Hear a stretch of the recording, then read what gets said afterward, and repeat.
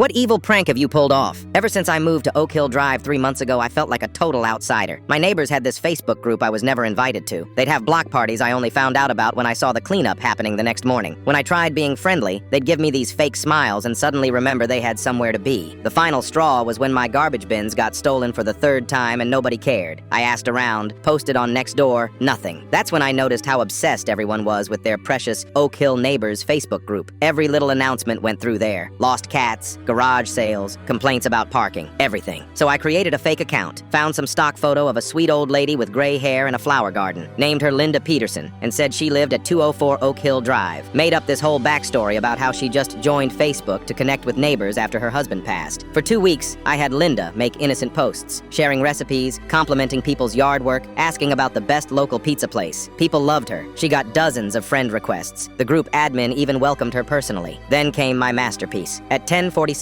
p.m. on a Tuesday night, Linda posted, "Hello everyone. My son Kevin is moving back home tomorrow and asked me to clear out the garage. I have so many electronics I don't need anymore. 9 iPads, 3 MacBook Pros, several sets of AirPods, and 2 Nintendo Switches. Rather than let them sit in storage, I'll leave them on my driveway at 4 a.m. sharp tomorrow morning. First come, first serve. Please don't knock on my door as I'll be sleeping. Just take whatever you'd like. God bless." I added a heart emoji and went to bed grinning. At 3:30 a.m., I parked 3 blocks away and walked back to watch the show. By 3:45, cars started creeping down the street with their headlights off. A mom in a bathrobe was speed walking with a flashlight. 2 teenagers on bikes pedaled furiously toward the intersection. Here's the thing. I don't live at 204. That's the Hendersons' house across the street from mine. They were sound asleep with no idea what was coming. By 4 a.m., it was chaos. Cars lined both sides of the street. People were literally sprinting down the sidewalk. I watched from behind a tree as at least 30 people crowded around the Hendersons' empty driveway, shining phone flashlights everywhere and checking behind bushes like the electronics were hidden. 2 guys got into a shoving match over who was first in line for nothing. A woman was taking pictures of license plates, apparently thinking someone else grabbed everything already. Kids were crawling under cars looking for dropped iPads that never existed. Someone rang the Hendersons' doorbell at 4:15. Then someone else knocked. Pretty soon, Mrs. Henderson came outside in her robe, completely confused, asking why 30 people were on her lawn at 4 in the morning. That's when the real fun started. Everyone began talking at once, asking where Linda was, where the electronics went, if they missed the giveaway. Mrs. Henderson had no idea who Linda was. She kept saying, "I'm not Linda, I'm Carol, I've lived here for 12 years. The crowd got angry. They started accusing each other of lying, of grabbing the electronics early. Someone called the cops because they thought it was a scam. Someone else called the cops because of the riot happening on a residential street at 4 a.m. I was dying, trying not to laugh as police cars showed up and had to break up a crowd of grown adults fighting over free electronics that never existed in the first place. I took screenshots of everything before Linda deleted her account due to all the harassment. The post had 47 comments and 23 shares before it vanished.